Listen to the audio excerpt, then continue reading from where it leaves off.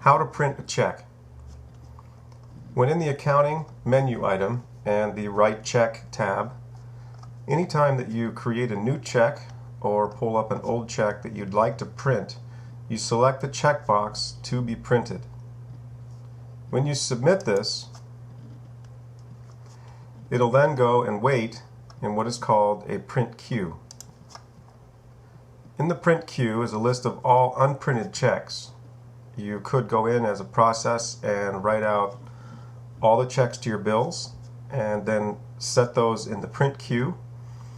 Then most companies may share a printer, and so you can alert everyone not to print anything and go ahead and set your checks in the manual feed, and then select by the checkbox which check you'd like to print. When you select the print selected, it brings up a dialog box. And if you haven't configured Firefox or IE for the print settings, then this is how you do it. In Firefox, select File pull down at the top left corner and select Page Setup. In there, you'll see paper size. You can manage custom sizes, and now you see a dialog box that shows the settings for an 8.5 by 11 sheet of paper and the left, top, right, and bottom margins as set up in your dialog box here. Once those are configured correctly, you can submit OK. Make sure you have Print Check selected. Once you set this up, it will not change. It will stay the default printing for Firefox in general. Then, when selecting Print Checks, it will then bring up your print dialog box in which you can select. You want to have print background colors and print background images selected. Once you've done this, you can, for the sake of this one, I will show you a preview.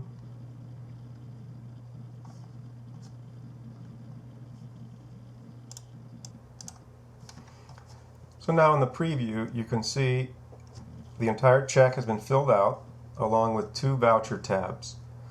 The check supported by My Business Mobile is this style here that you can see that has the check on the top, and then it has 2 records for voucher statements that you can attach to your bills. Once the preview has been submitted, you can then print.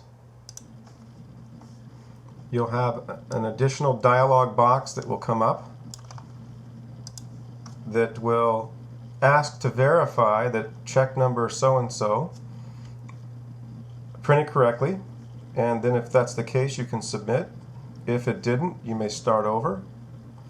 Once submitted, that particular check number has been used. Your print queue is refreshed, and you can see now the checks used report automatically updates to show that that check had been printed. If there was an error and you need to void that check, you can open that check up again